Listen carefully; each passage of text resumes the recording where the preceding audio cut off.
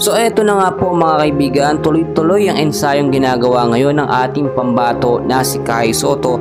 Preparasyon para sa kanilang magiging unang laban nga po sa Emperor's Cup ngayong September 21, 2024. Bago tayo magpatuloy, palike and subscribe po muna ako at pahit ng notification bell. Maraming salamat po. Napansin naman natin na mas lumakas ngayon etong si Kai Sotto mga kaibigan, especially nung naglaro nga po si Kai dito sa tune-up game kontra sa koponan ng Chiba Jets, no? At nakita naman natin so far maganda ang performance, no, at stats na naipakita ni Kai Sotto dito sa kanyang bagong koponan na Koshigaya Alpas. Napahanga din at bumilib etong head coach ng Alpas, no, sa magandang performance, no, na naipapakita nitong si Kai Sotto. Kaya naman nagpe-prepare po ngayon ang Koshigaya Alpas dahil sa Division 1 ay makakalaban po nila sa Emperor's Cup, no, ang koponan po nito nga pong Iwate Big Bulls, no. Malakas po nakapunan nito mga kaibigan, no, lalo na dito sa Division 1. Nakita naman natin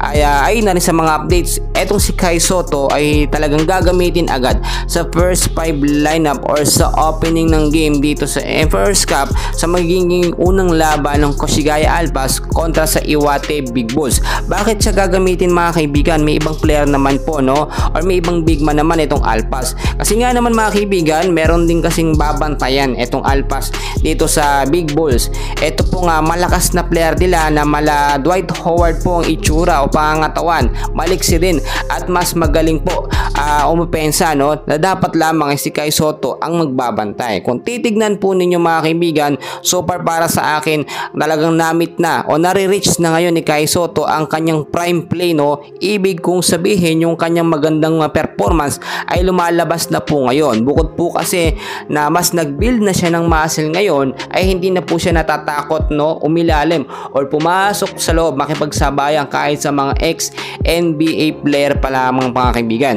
Magandang training ground po kasi mga kaibigan yung naging huling kupunan ni Kai Sotto dito sa Japan B-League, etong Yokohama B Corsair. Especially nung nakatandem niya po itong si Yuki Kawamura, which is kung titignan po ninyo mas lalong na-build ang magandang performance ni Kai. Pero ngayon po hindi magdedepende itong si Kai Sotto dito sa Alpas kay Yuki dahil wala namang Yuki. Pero may point guard din po na mala Yuki ang galawan at maaasahan din bilang point guard, no. Dito nga po magagandang pasa at tandem na maibibigay sa ating pambato na si Kai Sotto. Ang sinasabi ko dito mga kaibigan ay magbibuild muli ng panibagong chemistry at momentum etong si Kai Sotto sa mga player po ng Koshigaya Alpas. Hindi lang naman si Kai Sotto ang bago, may mga bagong recruit din na player etong Alpas na kailangan mabuo muna yung kanilang chemistry. Once kasi na magkaroon sila ng chemistry, walang magbabakaw ng bola, tinginan lamang, alam na kung kanino ipapasa. Basta si sa Kai Sotto manatili lamang sa kanyang posisyon, no, sa kanyang trabaho bilang isang defender, no, at yung rebound palagi pong kuhanin. Well mga kaibigan, patuloy ko kayong i-update sa kaganapan sa ating pambato na si Kai Sotto, and please huwag kalimutan mag-like and subscribe. Maraming salamat po.